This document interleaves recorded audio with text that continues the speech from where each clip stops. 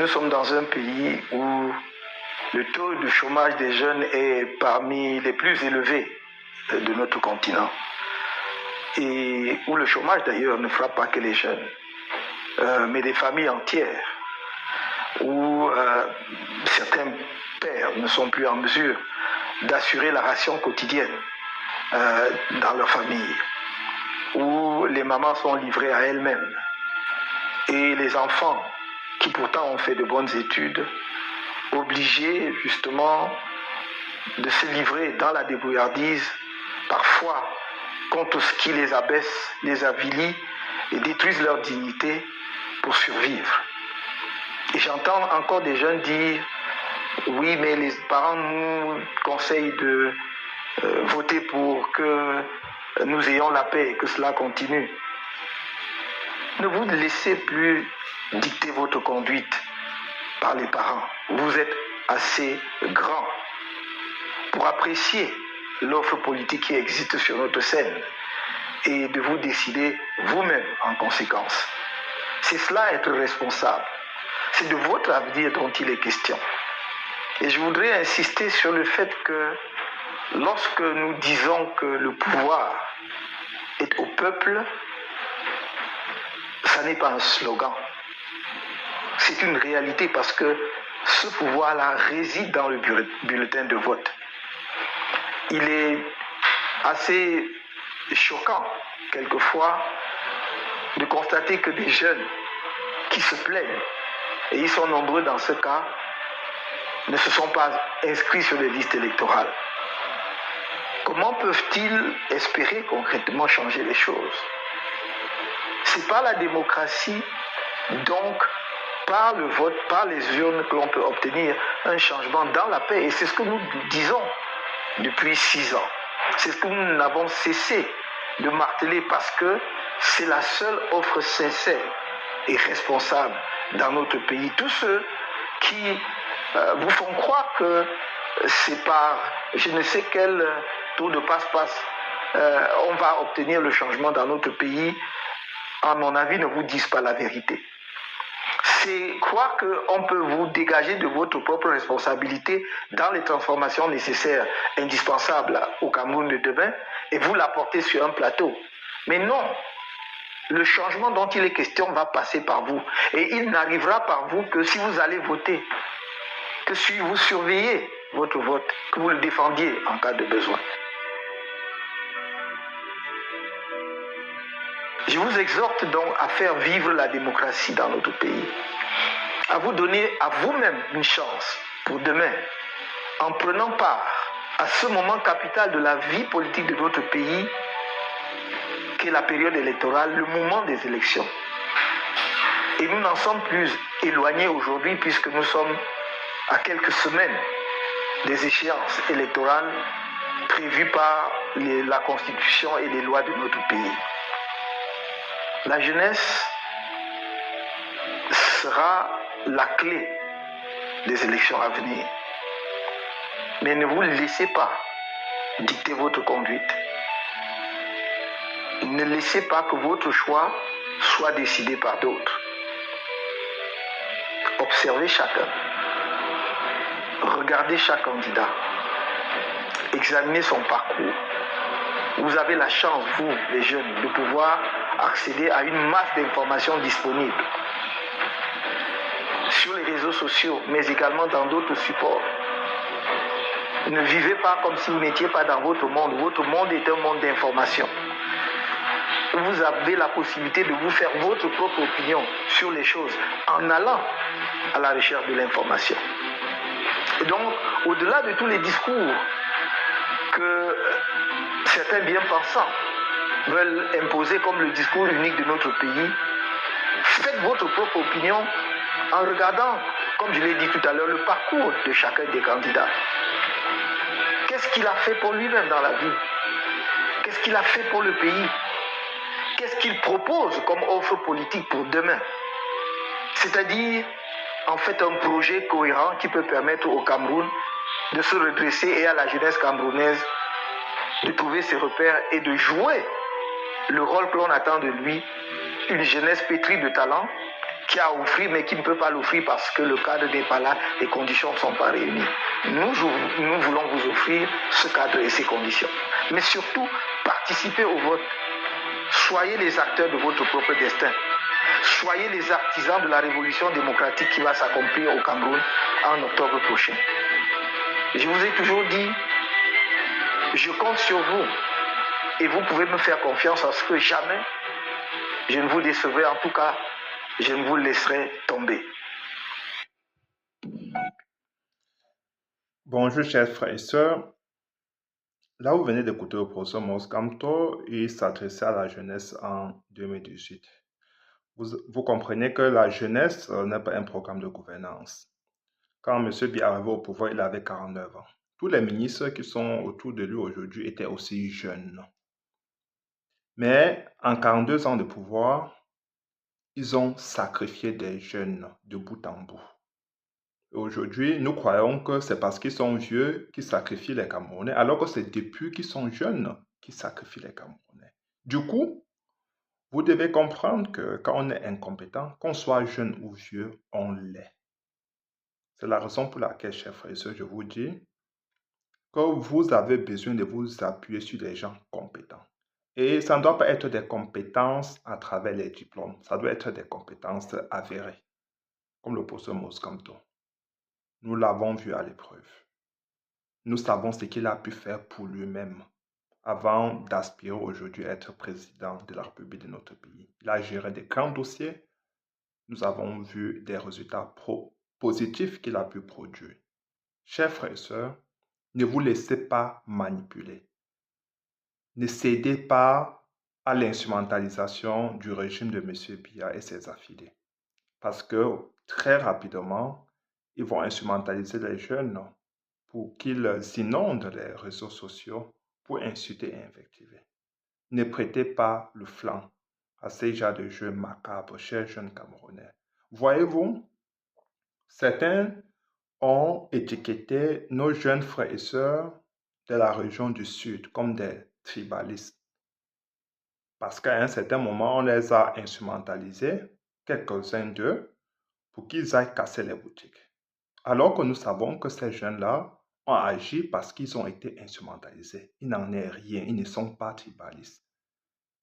Ils ont été instrumentalisés par leurs parents, ceux-là qui sont censés les protéger, ceux-là qui sont censés leur ouvrir les portes du succès, leur donner des opportunités de travail. Mais parce qu'ils ont déçu complètement, parce que ceux-là qui sont au gouvernement aujourd'hui, dans ce régime, ces ministres qui vous bassinent les oreilles tous les jours en disant qu'il faut continuer à voter pour votre père, pour votre frère, pour votre papa, pour votre grand-père, qu'est M. Biya, ils n'ont pas pu vous donner des opportunités pour que vous puissiez vous exprimer. Du coup, on vous jette des petits bouts de pain sardine, par-ci, par-là, on vous donne 10 000 francs, 5 000 francs à la veille de chaque élection présidentielle. Et il revient 7 ans après, toujours dans leur insolence qui ne dit pas son nom. Il vous dit qu'il faut voter pour votre frère. Si M. Biya était vraiment votre frère, il vous aurait servi cette misère ambiante qui prévaut aujourd'hui dans le Grand Sud. Qu'a-t-il fait pour vous? Pour qu'on puisse aujourd'hui dire qu'il est véritablement votre frère. Qu'a-t-il fait pour vous, pour ne pas dire pour le Cameroun? Il n'y a pas de route dans le Grand Sud. Regardez, quand nos frères et sœurs, ces jeunes du Grand Sud sortent, quand ils arrivent à Yaoundé, ils sont surpris parce qu'ils n'ont jamais vu la lumière. Il n'y a pas de l'eau potable. Pour que les femmes puissent accoucher, c'est tout un problème parce qu'il n'y a pas de route bitumée. Alors, pourquoi les jeunes devraient-ils se laisser instrumentaliser en 2025? Faisons barrage au rejet de M. Biya, chers frères et sœurs. Ne vous laissez plus manipuler par ces gens qui sont au pouvoir. Aujourd'hui, on vous a servi cette soi-disant confrontation entre l'Africa-Foot et le ministère des Sports. Mais ces deux-là ont pour chef d'orchestre M. Biya lui-même. C'est-à-dire que c'est une lutte familiale. D'où est-ce que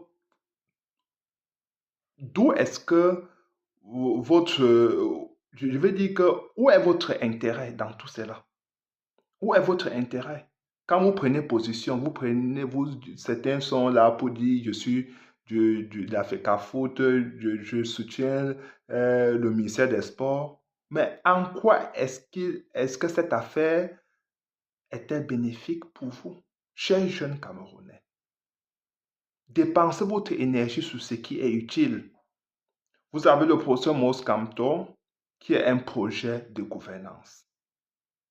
On vous dit, on l'a diabolisé, on le diabolise, parce que ceux qui le font n'ont pas de projet, n'en ont jamais eu un.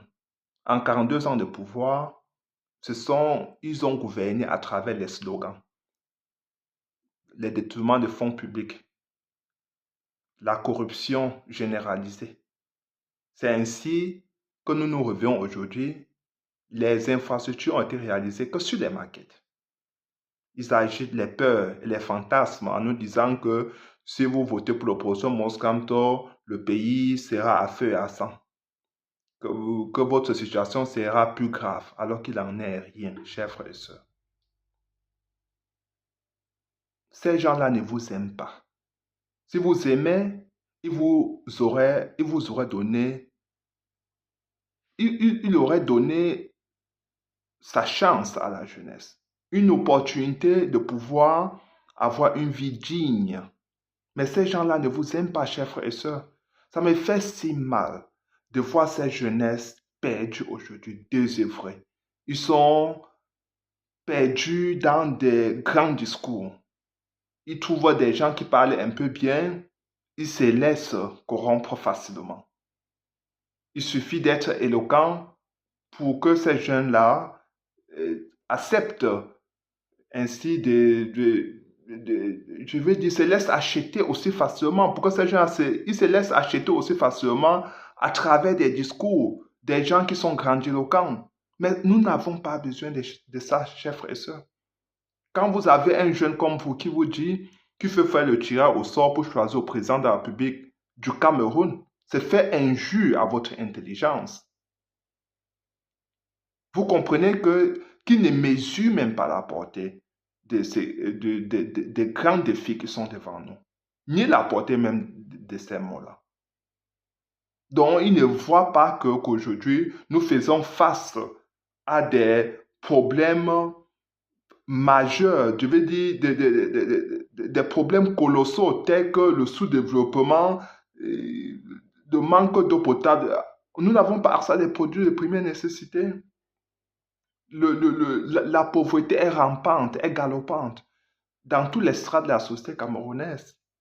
Nous ne pouvons pas céder aux manipulations en 2025. Nous ne devons pas le faire, chers frères et sœurs. Vraiment, le professeur Mos Kamto lance un appel à tous les Camerounais. Et sachez qu'on n'est pas jeune éternellement.